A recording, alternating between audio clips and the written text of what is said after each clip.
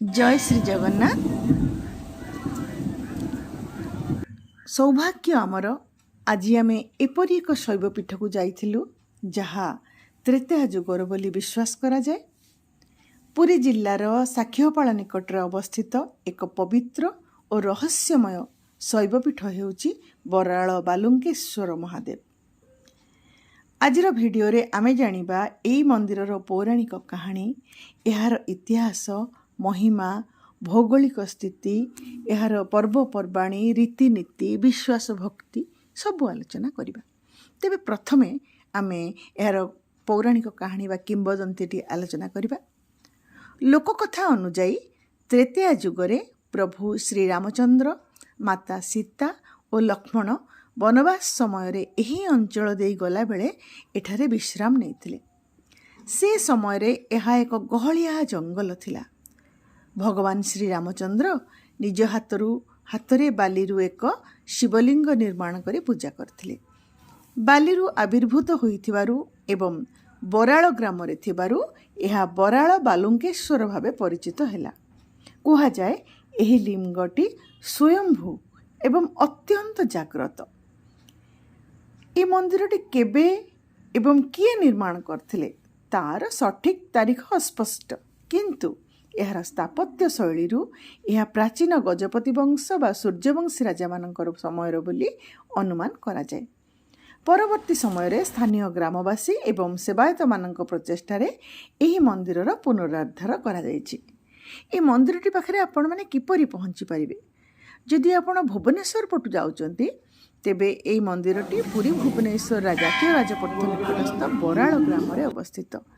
पटनायकिया छकरू balm पटे सुआंड ग्राम को जीवा रास्ता रे प्राय 2 किलोमीटर पर आपण ही पवित्र पीठरे पहुँची पारिबे।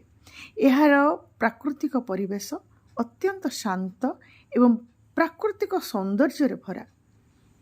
एई मंदिरर पर्वपर्वाणी और रीतिनीति जदि आमे आलोचना करिबा देखिबा जे एठारे भक्त मानकर भीड़ वर्ष सारा लगी रहे। कारण कौन ना ए ठाकुर बाबा बालुंकेश्वर अत्यंत प्रत्यक्ष, तेणु मानसिक करिबा पई भक्त मानकर प्रत्येक दिन जीवा आसवा लगी थाए एवं विश्वास जे बाबा पाखरे जहाँ भी मानसिक करा जाए ताहा निश्चय पूर्ण करंती बाबा।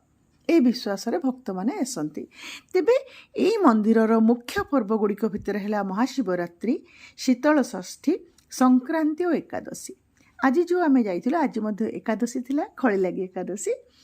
तेले महाशिवरात्रि दिन बाबांको मंदिर रे उपासना, जागर एवं महादीप प्रज्वलन बहु आडंबर रे होइଥାଏ। शीतल षष्ठी दिन बाबांकर विवाह उत्सव बेस धूमधाम रे पालित हुए एवं प्रत्येक मासर संक्रांति और एकादशी रे गोटे विशेष पूजा अर्चना करा जाए। एठारे शैव परंपरा अनुसार नीतिदिनिया पूजा, अभिषेक और भोग लगी रीतिनीति पालन करा जाए। जदि आपण केबे पुरी जाउछंती तेबे निश्चय बाबा बराळ बालुंकेश्वर दर्शन पाई आसंतु। एही स्थानर शांति आपण को निश्चय आध्यात्मिक अनुभूति देव। आमे बंधु मानक सहित आज बाबांकर दर्शन कलु, तांकर आशीर्वाद लाभ कलु। आपण माने मध्य तांकर आशीर्वाद पांतु। वीडियोटी भल लागिथिले लाइक करंतु एवं कमेंट बॉक्स रे ओम नमः शिवाय लिखिबाकू भूलिबे नहीं। मो सहित जोड़ी ही रुहंतु। मु आहरी अनेक कहानी, अनेक कथा, अनेक इतिहास पुराण नहीं आपण पाखरे पहुँची जीवी।